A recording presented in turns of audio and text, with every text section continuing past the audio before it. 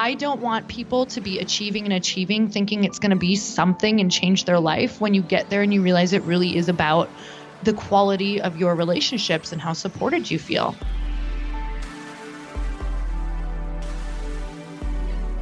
Welcome to Radically Loved Radio. I am your host, Rosie Acosta, yoga teacher and teacher trainer, mindfulness coach, speaker, and creative writer.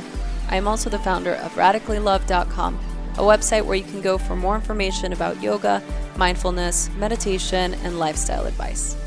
On this podcast, we talk to people within our health and wellness community that are creating content through the ritualistic practice of yoga, meditation, or overall mindful living. We hope to create value in your life so that you can achieve your highest potential and live a radically loved life. To stay in touch with us, just follow me on Instagram and Twitter at Rosie Acosta and on Facebook at Radically Loved Rosie. You can sign up for our newsletter on radicallylove.com to stay up to date on future workshops, retreats, and latest podcasts. I hope that Radically Loved Radio leaves you feeling inspired to create something powerful. My teacher, Yoga Rupa Rajstreger, says, if you powerfully believe in the value you have to offer the world, your love and passion for it will be an unstoppable force. Thanks for listening. This episode is brought to you by Four Sigmatic. Four Sigmatic, the coffee that gets you fired up. Aside from supporting energy, stamina, and athletic performance, cordyceps have been studied for their strong antioxidant properties. I have been so obsessed with this coffee for the last year. I've been drinking it and I've been traveling with it. And in case coffee doesn't pump you up enough, how about coffee paired with one of the most energy-supporting mushrooms on the planet, cordyceps? So coffee is so energizing because it stimulates the central nervous system and the adrenal glands. But combining this with a more balanced cellular energy to support our immune system and our health function, this mushroom can result in a balanced stimulation while using only half of the amount of caffeine normally found in a coffee, which is awesome. They also have an incredible matcha mix that is my absolutely new favorite, and they want to give our listeners a gift. So for those of you who are curious and want to try the mushroom coffee that doesn't taste like mushrooms, go to foursigmatic.com/radically loved. So that's foursigmatic.com/radicallyloved for 15% off of all of their products. Thanks for listening.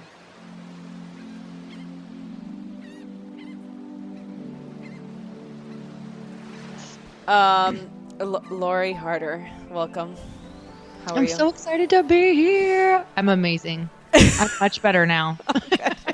Me too. I was so excited to talk to you this morning, and I was like, "Oh my god, I'm gonna get to talk. I haven't talked to you in so long." I mean, we've talked, but not like not like real talk. Not like real talk. You know, it's been a minute. So, I have so many questions for you, and I always really value and have so much reverence for our time together because I love you and I respect you, and you're one of the most inspiring women I know. So there's that. And I just, I want to know how you are and what's going on. And I want to hear all about A Tribe Called Bliss because I was there at the inception. I saw it be born. And hi. Hi. Okay, so number one, let's just give a shout out to podcasts so that we can actually shout out to podcasts so that we can have an hour to download with each other. Yes. And also have content. Right. That we can exactly. use. There you go.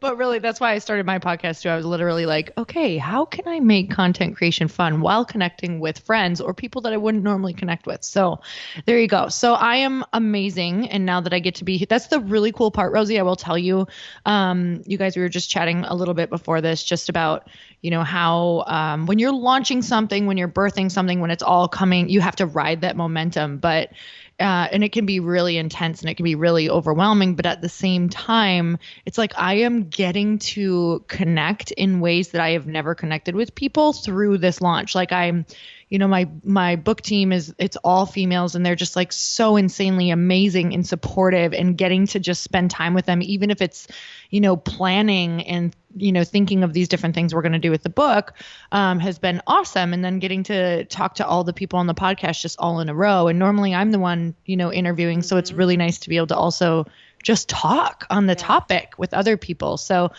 I'm good, I'm bad, I'm ugly, I'm amazing. It's just all of the things.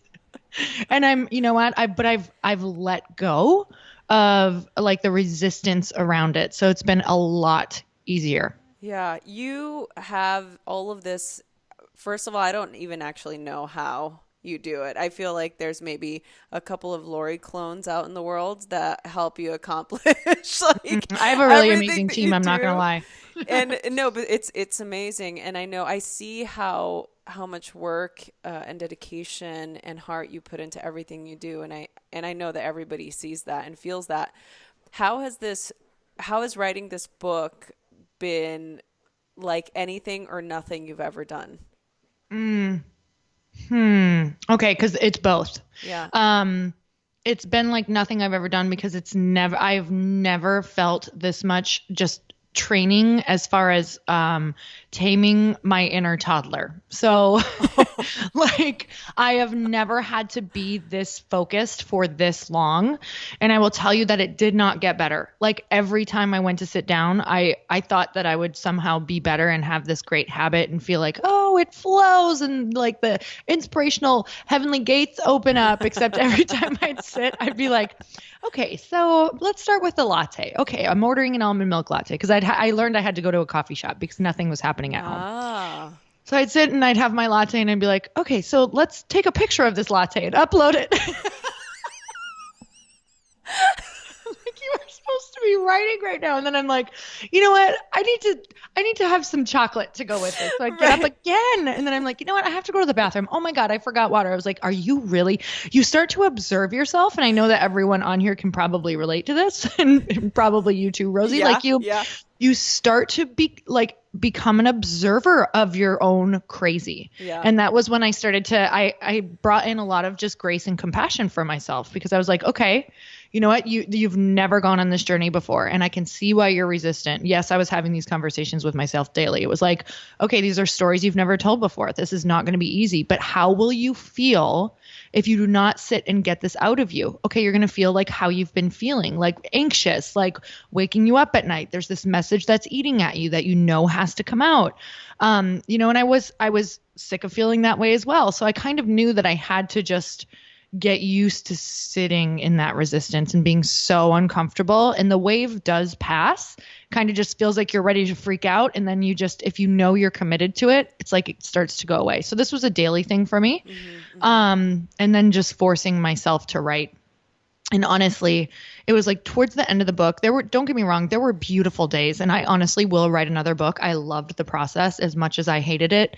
But I think that's everything. I think there's just an equal, dark to the light that makes it so good, like the dichotomy of both feelings dancing so closely together. So I will absolutely write another book, but it was the most challenging thing I've ever done. There was a point towards the end where I couldn't see how it was going to all come together, because so I had all these chapters written, but then the structure was not there yet. Like it didn't really flow yet. And I'm not good with structure. I'm the furthest thing from being really good with being linear. So I almost wanted to throw in the towel over the structure, because I just didn't understand how it was going to make sense for everybody. Yeah. Oh God. And that to me is one of the hardest things to do, especially coming from somebody who's not, I mean, you're very free and creative, and so I can only imagine how trying to create something linear or something that was going to require a structure could sometimes stifle that feeling.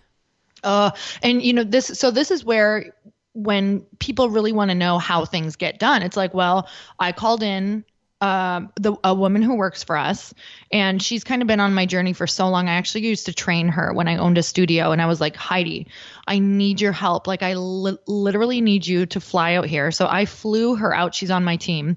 And every day I made her make sure that I had either a section done or chapters done or different things, just kind of like that I would have to give to her. And she would kind of handhold me for an hour at the end of every single night. So for 8 days straight, we just worked on structure, and she really helped me and showed me what made sense to her and then what would make sense to me. So we'd go back and forth. So the book really got like finished in the last 8 days. So I think I wrote 8 chapters, and then we finished the whole structure in the last 8 days. But so this is what I'm saying. Like you can't do this stuff alone. There is no possible way. I hit my own ceiling, and this is where people get blocked. And this is why this book is so incredibly important, because it's all about tribe and knowing where your weaknesses are.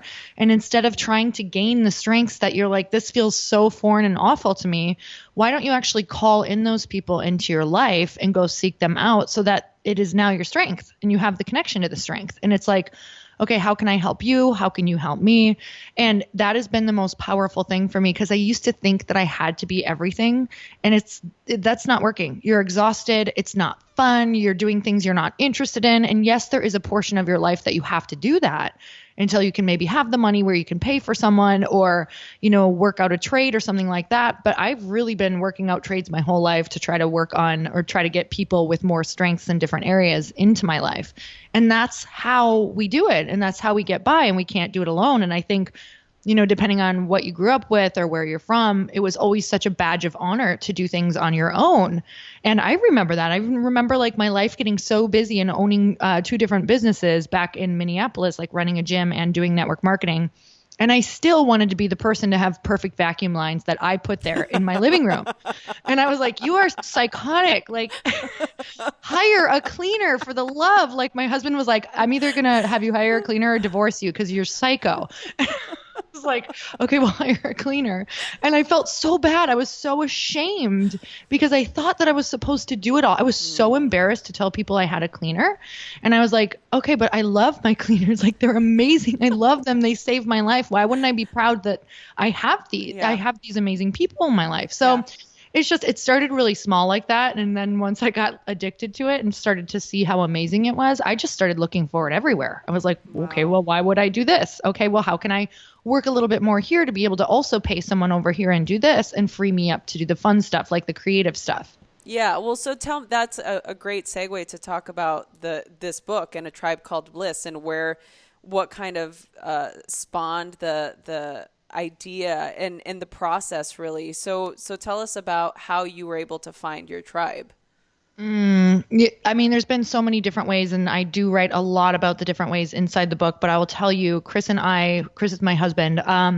We had moved around so many times when we were first married. So I married him at 24. So that's like, I know some people are gasping. California people get married at like 40.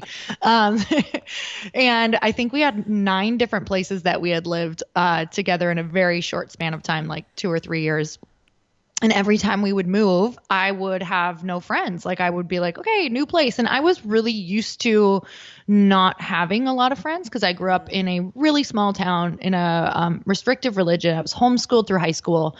I was bullied in school for my weight and my religion. So, there was a point where I made the story for myself out of protection. And I literally remember thinking it like, I am better on my own. So it's okay. Like, I'm better off on my own. I can have fun on my own. So I was always that kid that was like, biking and rollerblading, like, and doing gymnastics and cartwheels, like in my front yard and all by myself. Like, I had some friends, but I just was like, I had been hurt before. So immediately I thought, well, you just protect yourself, right? You just don't get too close. Yeah. And so that was kind of the beginning, because I always felt though like something was missing too.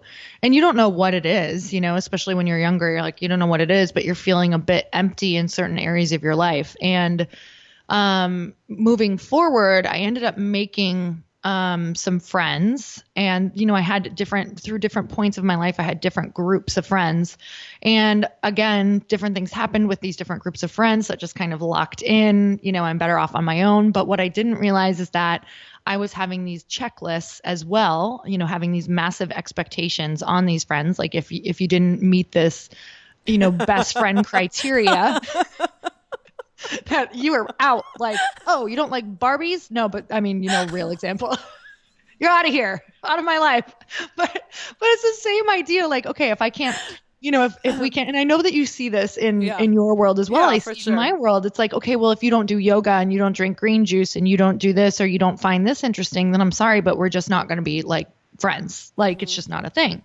And it started to become this idea later on because I was finding all of these women who were kind of having this same idea of not really knowing how to connect, not knowing really to support each other, and also these massive expectations around female friendships and projection of the past of all of this, past hurt, and we're putting it on these future friendships. So I'm finding and meeting all of these women and also, fast forward to all of the events that I'm doing.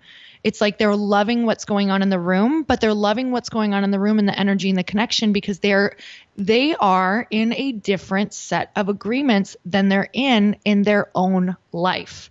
So in that room, it's kind of like, okay, I'm going to love and accept you even though X, Y, and Z. Okay, I'm going to look for certain things in you and really appreciate and look for what I love in you and not hold you to this other expectation. So that's kind of how the whole idea got birthed is I just started to see how much I lacked sisterhood in my life, how much I was always letting myself be really disappointed because of my expectations, how much I noticed that I was trying to just do things alone and that even when I would reach these massive achievements, it wasn't what I thought it was going to be at the top because it was like it was lonely. And I know some people are like, "Oh, poor you," but it's the truth. Like I don't want people to be achieving thinking it's going to be something and change their life when you get there and you realize it really is about the quality of your relationships and how supported you feel. That's really where the book started to come from. And honestly, as I was doing research, it was like it's so interesting to see now that science is even actually showing that the happiest, healthiest people who live the longest, the one common thing they're finding in common with everyone is that they feel supported in their social circles, supported and connected to their social circles. And I just thought that is insane. They're also showing it's lower risk of disease if you feel that way. So of course I wanted to write a book about it because here I am throwing these awesome events and having all of these women connect. And the thing that they're telling me is that they don't feel like the magic continues outside of that. They don't know how to connect.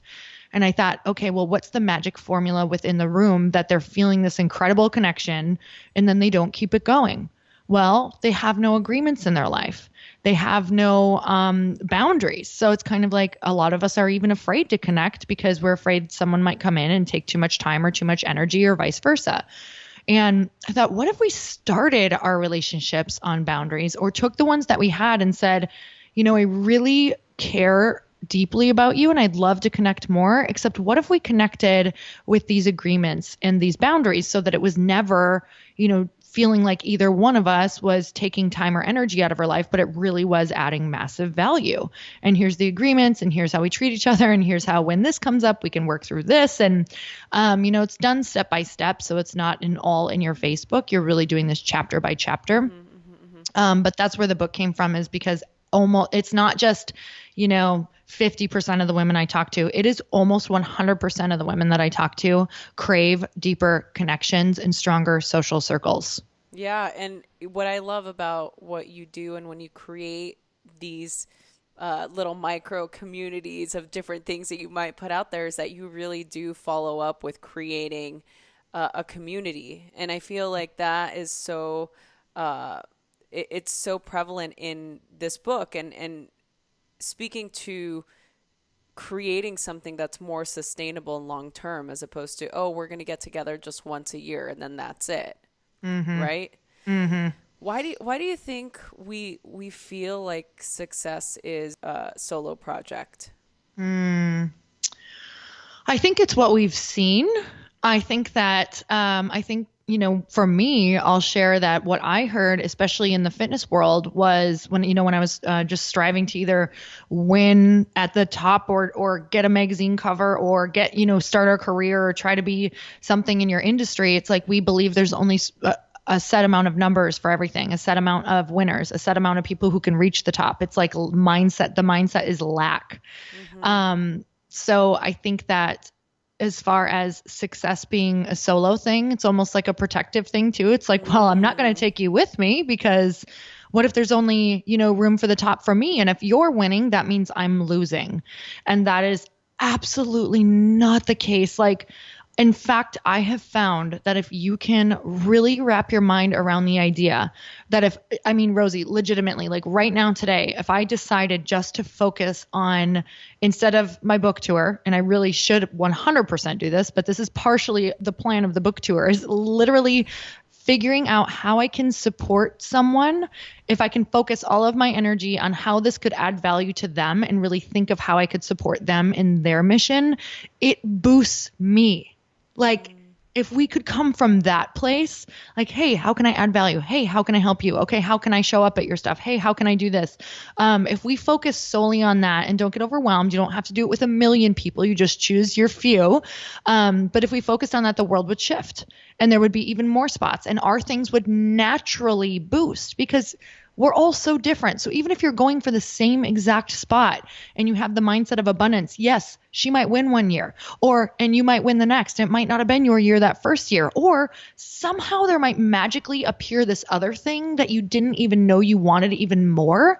And it's just about this like letting go. You know, I know that you talk about this all the time in the work that you do, but the detachment and just the trust and knowing that success is truly meant to be done together. And I don't think you can have it, true success, if you are striving for just yourself, because I've been there. I have been in careers where it is a solo project. I'm solely on the path of like, I got to make this for myself. I got to prove something to these people. Once I get this title, you know, I'm finally going to feel whole and fulfilled. And it was like, you know, I got the titles, I won the stuff, and I've never felt emptier because the hope that you had that was actually driving you is now fulfilled. So that's gone, but you don't get the fulfillment with it because being alone is not fulfilling.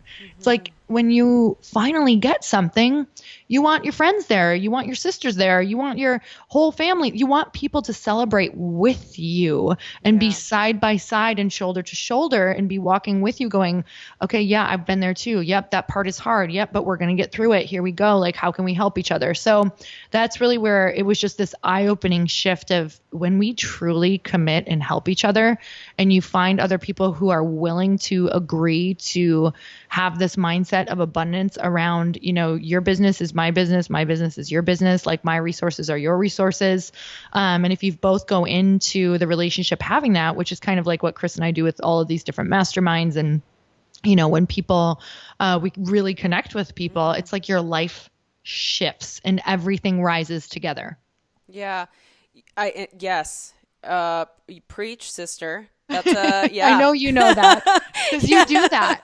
You're I like know. a massive supporter. It's insane. And it's like, and I believe that's why you have so many people. Well, I don't believe it. I know that's why you have so many people who love you and why you have so many great opportunities, you know? Oh, that's sweet, Lori. Thank you. And look, I've always been of that mindset though. So this is my question to you, and it's a perfect segue because so what do you do when, you know, you find your tribe or the people listening maybe already have a group of girlfriends, but they don't feel like the give and take is balanced, or they might feel like how do you keep the boundaries between that? Like, I want to support you 100%. You want to support me 100%. You and I, we come from the same frequency. So we can do that on the level where it feels just like abundant. And it feels like this is what we're supposed to do. This is innate for us. For people out there who don't have that experience or have never felt what it's actually like to be fully supported by their tribe or their girls or their sisters, how would you tell them to create that, or what would be the first step to identify that, or how do you even identify if something's not working for you? I mean, I think we always know when it's not working and we're just thinking that it's us, or we're avoiding it, right? We always know. Like, I love the question, what are you pretending not to know? So maybe look at your relationships and say, what am I pretending not to know in this social circle of girls that I grew up with who I, know that it's no longer supporting me and it's actually pulling me backward. Like, that's what I'm pretending not to know, is that this is not meant to be a lifetime journey and it's killing me, right?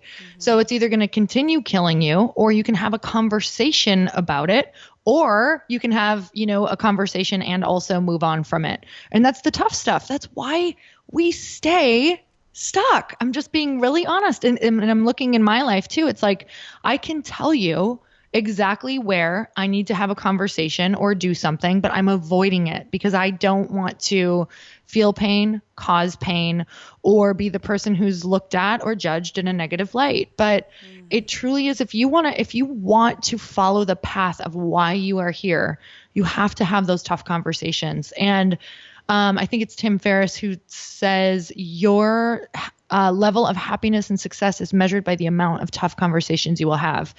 And every boundary in your life will require a conversation, because you put a boundary there, they're going to feel it, right?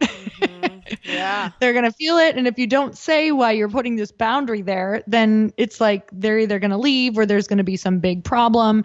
So what I did in the book is I literally wrote scripts, because I thought of all the different things that people either have trouble with or they like don't know. And it sounds crazy, but it's so freaking brilliant, because here's the thing. When I first started in sales, I was like, okay, so how does one sell something? Like, how am I going to make money? Like, how do I pay my rent? How does somebody, how am I supposed to have these conversations? Like, what is a normal way to tell someone, here's this, and how do I close the sale? And what does this look like? And to me, sales is like a relationship.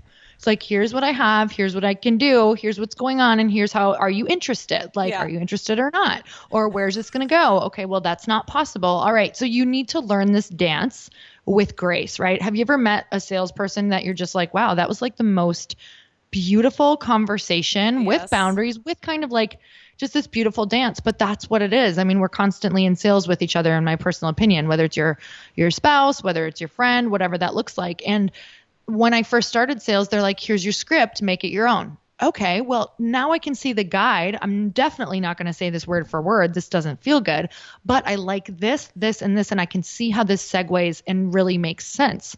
So what I do is I show you, like, this is what the tough conversations can look like in a really graceful way.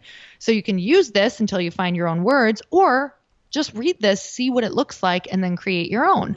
So I wrote down some of the conversations, that I've had to have, or boundaries that I've had to make. And this is what the tough conversation looked like. I think that's where we're missing it, is we say you have to have the tough conversations, but if you've never had them, what the hell do they look like? Like, what am I going to feel like? That's what a tribe is all about too, is the whole book is about, you're not going to be out there alone. Yeah, you set a boundary. Yeah, there's going to be backlash that nobody tells you about. So here's what happens when the backlash comes, and here's also what you can say and what you can do.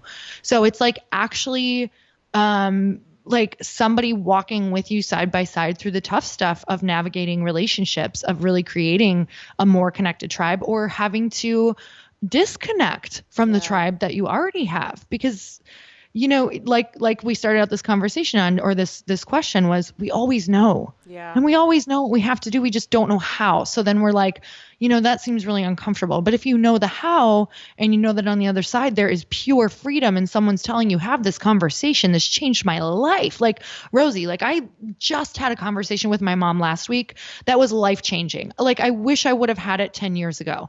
And it was the toughest conversation I think maybe I've ever had in my whole life. And it was so much freedom. And it was actually around the book, but because I was like, oh shit, like I wrote stuff in this book she doesn't even know. And I had to have conversations with her about why and what, and it was like, but I needed to really get into that in the most loving way. So I actually did what I write about in the book with all these other conversations and how to get into that conversation. So, coming from a true place of love and peace, and holding that as your intention, even when the fire comes into the conversation. So, yeah. That like just, my heart is just like, because those conversations sometimes are the hardest. So I guess that answers one of the questions I wanted to ask you, was what was the hardest chapter? What was the hardest part to write about? Oh, they were all interesting. There were a few that were really interesting in their own way. Some about, but honestly, it's the ones which is crazy, because there's a chapter in there that's about a really traumatic event where I had gotten kidnapped in Mexico, which I thought would be one of the hardest. And it was, because you have to go back there and actually feel those feelings again in order to write from that place. But to be quite honest with you, the ones that were real and raw to me now, right? Because that happened when I was 18. So I've had so much time to heal it. It was the ones that were like, oh my gosh, if I tell this story, there's a person involved. There's a person that I love. And the reason that we're not, here's what I know, and it could make me cry, but here's what I know for sure, is that we are not sharing the things that need to be shared. We're not having the conversations that we need to have because we are so afraid of hurting someone else. And this is like the story. I feel like it's the story of women's lives over and over again. So we just keep putting ourselves in prison and keep on not dealing with certain things and running from certain things and covering certain things up and denying our truth because we're so afraid that our truth is going to hurt someone else. And it's like when you can actually confront that bit by bit and show up for yourself, if you know you are meant to clear it, I mean, you feel like you lose 100 pounds off your body. It's insane.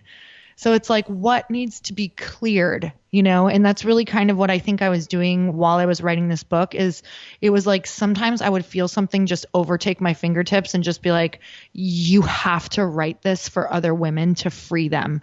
And it was like, I wouldn't even think of the repercussion on my side because it wasn't here and now. And then I would be like, and then I'm not even kidding you. When final edits came through, I was like, what was I thinking? What was I doing writing about this? And then I went back to the moment of the fingertips, right? Where I was like, you have to. Like, it was radical truth telling because I knew it was going to free women. I knew it would free people to tell their truth. So I think when one of us says, I'm going to tell the truth and I'm going to, show people what happens on the other side, we slowly free all of each other from saying, nope, you have to hide that. Nope, you need to cover that up. Nope, that could hurt your friend. Nope, that could hurt your husband or this person or whatever. And it's like, what is your intention that you're holding? I'm not saying hurt people. I am saying if you need to clear it and it helps and it could change your entire life, have the conversations. You don't have to write a book. Have the conversations. Ugh. From what you're saying, obviously this was very cathartic for you, and you obviously have had the experience of having to have these difficult conversations with people. Case in point, your mom just a few days ago, as you said. Wow. I mean, most of the time I feel like whenever I hear you talk about these things or confronting something that you're not being honest about, something that you're telling yourself, or a story or a narrative that you tell yourself. I mean, you on your podcast and in the book, I'm sure you give so many different ways to break through those things. Why do you think we continue to go back and make those same mistakes though? Like, do you feel that it happens, or do you feel like do you feel like it's a muscle that you have to exercise and over time it gets easier? You mean to have the conversations and clear? Have the conversations and to, be able to be courageous enough to speak your truth, even if it may be gonna hurt somebody else. So, and this is such a good question. I love that you're asking this question. So I think that what happens is once you free yourself once, you realize how much you were betraying yourself before because you've never felt so like you. And you also have this massive realization of that version of you, that clear version where you're not carrying that or hiding that or not confronting that. You realize how much more powerful you are. And when I say more powerful, it's an energy that comes into your body immediately. It's like, whoa, from this place, I could do anything. Like, I'm not being held back. I'm not betraying myself, because every time you betray yourself, you're literally telling yourself it's not okay to be you. It's not safe to be you. It's not good to be you. What can you get done walking around like that? Like nothing. You cannot do anything you can get by. You can totally get by. You can show up. You can keep playing that character. As Glennon Doyle Melton says, she's like sending the representative. You can totally do that, but you're not gonna show up to your full potential, and no one's gonna be attracted to you, by the way. You're gonna have relationships, but it's not gonna be these connected, rooted, grounded, supportive relationships because they can't really see you. They don't really know how to even support you or love you in the way that you need because you're not saying it. You're not showing up in that way. They can't even totally relate. It's like, if I didn't share these things about me, how could I really connect to my tribe and draw in the people who resonate so deeply? Like the diehards, we all just get each other. We've been there before. And when we're not speaking our truth, we're all just kind of like, yeah, I don't know why I went to dinner again and I came home and I'm exhausted and I didn't quite feel like we really connected at all. And why do I go to these dinners again? God, do you know what I'm talking about? Yeah, totally. They're like, oh, these wine nights used to be so much fun, like these girls' nights. And now we kind of are all just like either starting to bicker or gossip, or I start to leave feeling like I need a shower at the end of them because they don't feel good anymore. Like, we're all showing up being someone else, like should be, and we can't connect. So we're all feeling a bit like we're talking about things that don't actually even matter to us. Yeah, it's so funny. It's interesting that could even happen in, a group that you've been in for a long time. In fact, I was just I just went to a gathering a couple weeks ago where I hadn't seen this group of friends. I hadn't seen them in a couple of years. I moved and I was on tour, and I've been gone for a little while. So I came back, and it just was such a strange feeling. It wasn't, and maybe it was just my expectation, because I was expecting to be with my tribe and to be fed and to just, have the things that usually happen when you are with your people. You get that fill. Like, to me, it's like, I want to go fill my cup, so I'm going to go hang with my people. And I just left feeling so discombobulated. Like, so kind of like, it's like that feeling that you said, like I needed a shower, and it wasn't that it was negative. It just wasn't real. That's what it was. It just didn't feel like everybody was really, I think everyone was kind of like teetering on this, like, we hadn't seen each other in a long time. So everybody wanted to just be super optimistic and happy.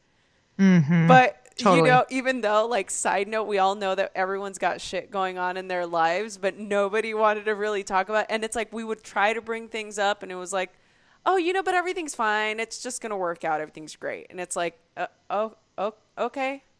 I guess that's it, I love that you just shared that, because I have had that same experience. And it's not that there isn't the opportunity there to maybe have gone deeper, but there's so many old stories, especially if you haven't seen people in a while, which is also why I think it's important to attempt to connect more often. But then you also have those people that okay, I think there's like 3 things going on here. Can we analyze? Yes, okay. Let's do it. Let's do it. Because I'm like, this happens to me too. And I love to try to figure out what it was about me, what it was about the group, and what's going on. So there might be some past stories of people there who maybe for you, you're like, well, I don't want to show up and have them think I'm like, just vomiting all over them what's not great in my life. So I need to show up as this person that brings good energy, because Rosie is good energy, right? Okay. Like that's maybe what we feel or you feel. Is that, do you feel like you always bring, you're always like a rainbowy, Right. I'm the grounded one. Exactly. Yeah. So if you don't show up that way, and even though you had shit going on in your life, like you feel like you might let somebody down. It's like, okay, and if you haven't seen them in a while, I'm just, I'm kind of putting words in your mouth right now, because this is my story. Do it. So that would have been my story, is like, well, if I show up to this group, this is who I'm expected to be. My life looks like this right now, and I don't want to bring anyone down, despite the fact that, when I got on this podcast with you, Rosie, you're like, how are you? I'm like, well, I'm equally as crazy and awful as I am great. But honestly, in the past, I wouldn't have even shared that, because I haven't talked to you in a while. Yeah. And I would want to be like, yeah, I'm great. The book is going great. When really it's like, I am either in the dark or in the light at any given time. Like, could be either way, that I'm a psycho or I'm happy, like trying to figure it out, balance it, because it's a whole new world, right? So I think that what happens when we go into these groups is it's like, well, we had this beautiful opportunity to connect, but we also haven't seen each other in so long that we kind of don't want to go to the places that would actually connect us. So you kind of keep it very surface, and it's safe, Yeah, that's It's like, but how do you dive deeper? But if you have that group, that's the thing, is I'm not saying in the book, like, that every social thing you can be at, you'll be like, hi, nice to meet you. Tell me about what keeps you up at night and what's really bothering you and what's missing and what are you not having fun with right now in your life? Like, okay, those are great questions, but maybe not meant for immediate connection. But there is an opportunity if you knew these people, it could be like, honestly, here's what's going on. And, I love my life, but I am really feeling this way right now because of, my travel or whatever is going on. And probably you would like that would have created some real conversation, right? They would have been like, shit, I feel that way too. I just didn't want to say it. Yeah.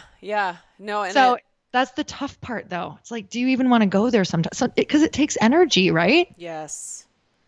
Yeah. I think that's, you nailed it on the head by saying it's the right question. It's like, what is really going on? And I also think, maybe it's not imperative that you dive deep into, your prolific self or into like the depths of who you are at your soul in every conversation. Maybe you are, and that's who you are, and that's great. But I feel like for me, and I seem to attract like-minded. It's like, I like to be able to be honest and say, hey, no, like I'm having a hard time right now. And to me, it's like the laughing is just like, I think the minute that I say it, when I know it's being recognized, like, I mean, I'm not always in that place where I can laugh about it. I mean, just a couple of days ago, I was like, oh, I don't even, like, I was having an existential crisis because I'm like, what the hell is happening? Everything's falling apart. Nothing's working,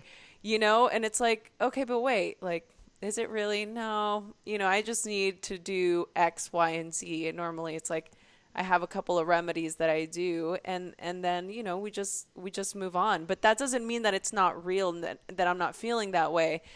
And I like to be able to have I like to be able to, talk to you like we get on and we're like, this is what's up. Or like we can go to dinner and like have a really deep conversation. Like to me, those are the things that are important. I feel like with what you've curated and created with this book, with the Bliss Project, with the Bliss Habit, with all the stuff that you've created, I think that's really the heart of what you're bringing to the world, all these tools and ways to do it. So, and I laugh at the scripts thing that you talked about earlier, because I know that you have these scripts when we go to these events, and I'm like, it is honestly like, I've been working with people and I've been, I've worked in the entertainment industry. Like, I know how to deal with people, but I'll tell you what, the way that you present how to even introduce somebody or how to actually listen to somebody or how to have a conversation with somebody, like those things are so key. And I feel like a lot of the times when this is a great way to even have those really in-depth conversations. And I feel like that's what this book is going to do, is going to help us really be honest with ourselves, be honest with our people, and really create a deep, meaningful relationship.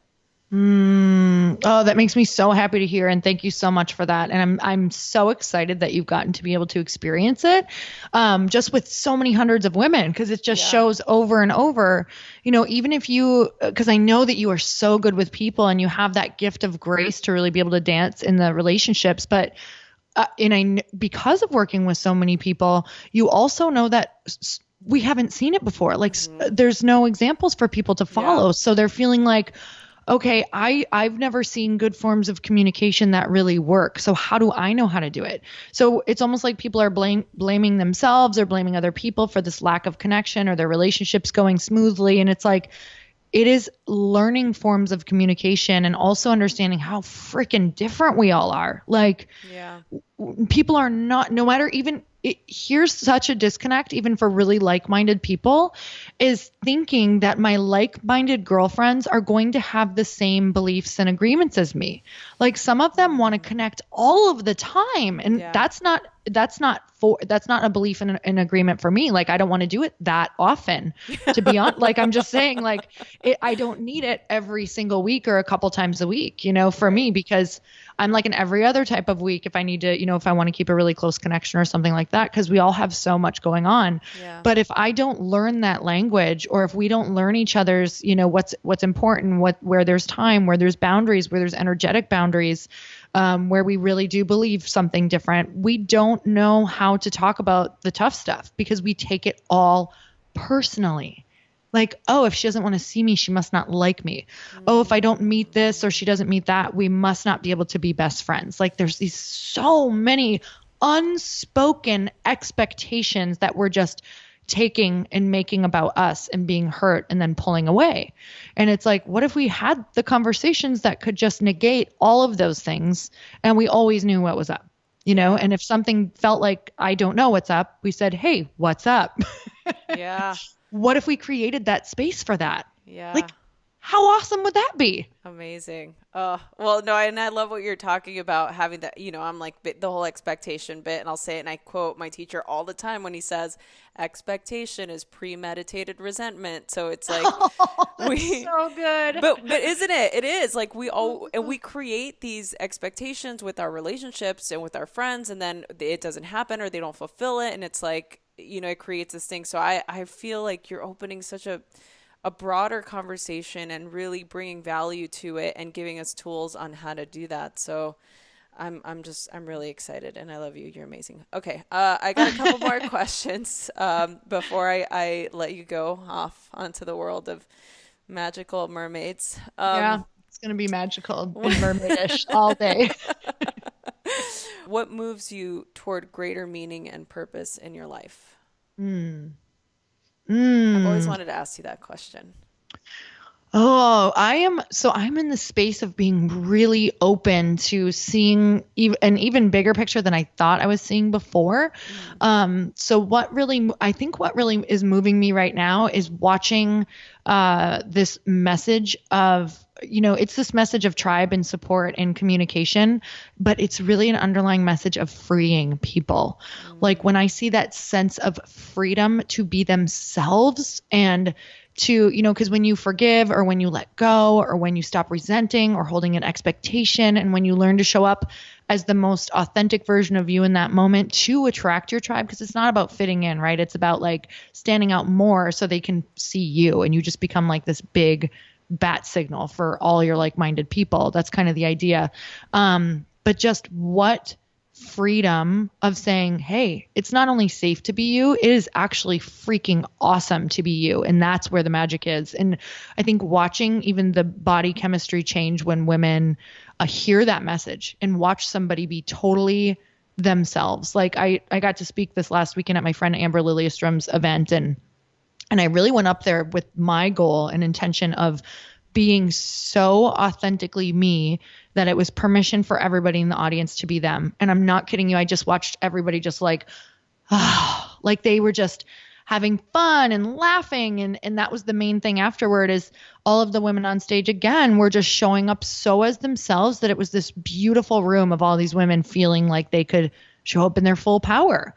Of just being them, weird, wild, goofy, introverted, whatever that looks like, and having permission to actually, unbutton your pants for once. Like, I mean, we didn't, but we could have. And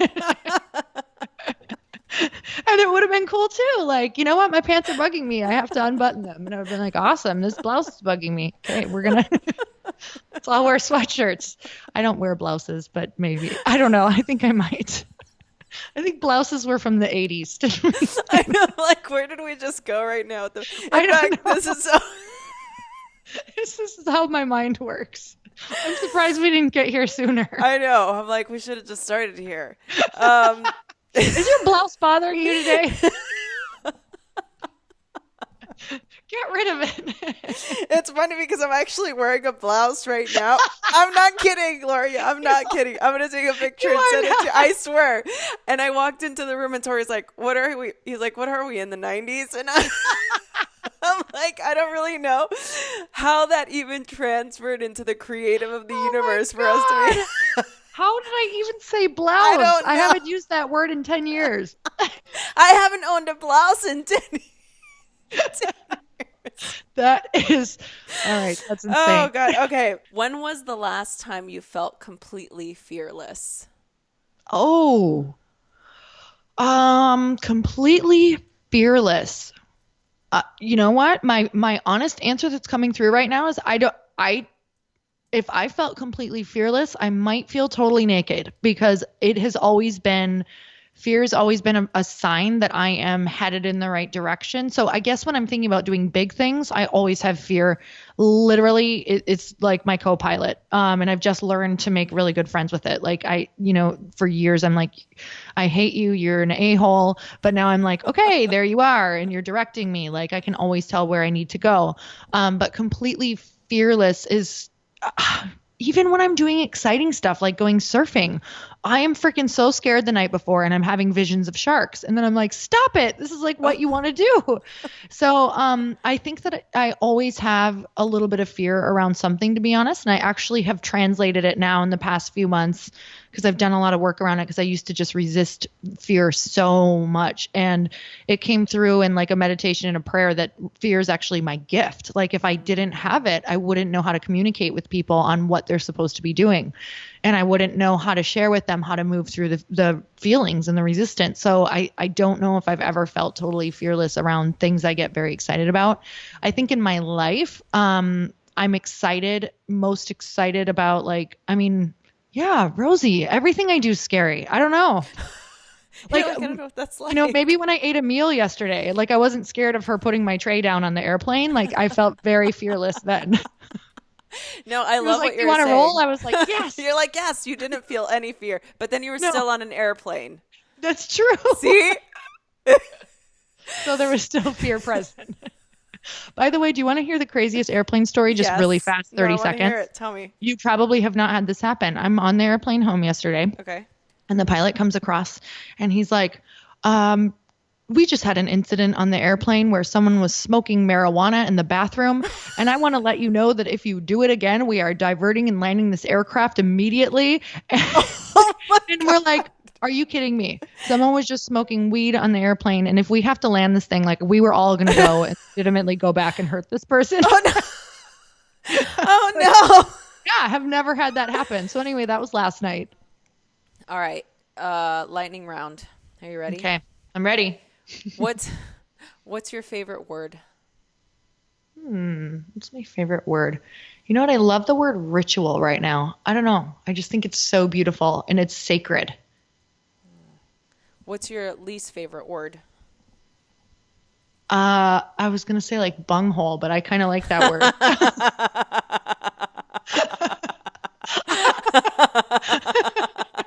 It was the first word that popped into my head because I was like, what is like a word people don't like? How is that a least favorite? That shouldn't be part of the least favorite. No, it's such a good I don't know word. why. It just popped into my head. Like I actually saw Beavis for a moment. I heard him. I totally heard him in my ear. I would say can't. I hate that word. Like I'm going to be honest. I have a bit of like a puke in my mouth a little bit when people say I can't. Because I know you can. You just don't want to. Or just like actually own it. Like it's a lack of ownership. Okay, I'm done. I used to say it all the time. That's why I hate it so much. Okay. Yeah. Oh, that's so good. It's funny because that would be my I know I'm not asking myself the questions, but that would be my least favorite too. Mm-mm. What turns you on? I love adventure and learning and so anything like surfing, playing guitar, a language, something where what you are doing can facilitate an experience for people that they have never had, and not even that they've never had, an experience that that people need that we're not doing. So singing, dancing, connecting deeply, creating. So I love myself learning things that can then help facilitate experiences. What turns you off? What turns me off? I would say small talk and like going back to the things that just Like they're easy to do for entertainment, but they're so numbing and they don't really fill you up. So like, don't get me wrong, I love shopping, but when I find myself going, oh, should I surf? Or nah, maybe I'll just go like look in these stores. Like when I find myself going back to the easy ways of entertainment instead of the ways that my soul is really calling for, that like I turn myself off when I do that. What do you want the people listening, men and women listening to this podcast right now? What is your biggest intention behind this book? If they can get one takeaway, just one, they're going to get many because there's many in there. But if they can just get one thing that you can tell them that they're going to learn or they're going to find out, what would that thing be? That the reason why you are not feeling like yourself or you're not feeling connected is because you are not understanding how important it is to connect to other people or how to do it. And I think if you just learn a few different tips that can bring you a little bit past the surface, you're going to just see how much you can be fulfilled and notice how a connection can completely change your life and your day and your purpose and how you feel about everything about yourself. So I think just learning how to themselves take control over facilitating a bit of a deeper connection. Yeah. Lori, you're amazing. We didn't even get to talk about how you do so much for so many people and how you and your husband just built a school in Guatemala. I mean, you both do so much charity and so much giving, and you work so hard at providing value and things that actually have meaning. And I feel like you've lived your life to create this deep impact for not only women, but men, for all of us everywhere to create deep and meaningful relationships. So thank you for that. And obviously for being here and for being amazing and for being my friend. Thank you for having me, Rosie. I'm like, anytime I can talk to you, I just, anything. So if we want to do another podcast next week, we can.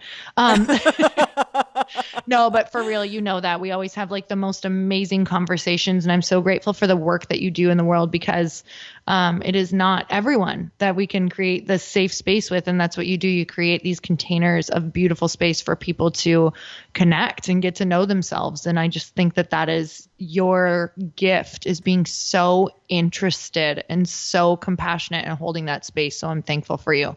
Oh, thanks, Lori. You're the best. Okay, so for those of you listening, in a moment we're going to tell you where to go to get this book. But before I let Lori go, I'm going to ask her again. I've asked her before, but I'm going to ask you again. Radically Loved was created as a forum and a space for all of us to feel that love and support that you obviously know and also create. So the final two questions are, how do you feel radically loved, and what do you radically love? I feel radically loved through words. So words of affirmation from my friends and family. For sure, hands down. You just pour words all over me. So that's why with you, I'm just like, and how do I radically love? I love to facilitate connection. I freaking love it. I love questions. I love learning about people. I love having people feel what real support and connection feels like. Lori Harder, where can we go for more information? Tell us. You can go for the book. You can go to tribecalledbliss.com, and that is where you can go to order the book. And also if you want to come meet us on tour anywhere. So we're going to New York, Minneapolis, LA, Boston, Toronto, and I think we're adding one more in LA. Did I say LA? Yeah. Yay! So I'm so excited. Hey, Rosie, do you want to do a giveaway too? I don't think I told you about this, but I'd love to give your listeners 20 free books. Oh my God. Well, I ordered 10 of them, right? So I was going to do, but fuck, we could give 30 of them away. I don't care. That's great. So maybe you could do your 10 on an Instagram, or we could do it that way. No, and then we could do 20 for them. Yeah, I'll do the 10 on Insta. So why don't we go for it? Okay. So if you want to go to loriharder.com/free book, And all you do is you enter there. We're going to pick 20 people who have entered there. And what happens is I'm sending you a free 1-hour workshop from there as well. So we'll pick 20. We will email the winners, each a copy of the book. So we'll take care of it all on my end. But you will use a keyword to enter from this podcast. So Rosie, do you want it just to be Rosie, or do you want it to be the name of the podcast? Yeah, let it be Radically Loved. Okay, so the word that you will enter once you get there is radically loved. So go to loriharder.com/free book. I will send you a 1-hour free workshop on facilitating Tribe. So you guys, it's like you'll learn everything from the book without even having to get the book, but please get the book.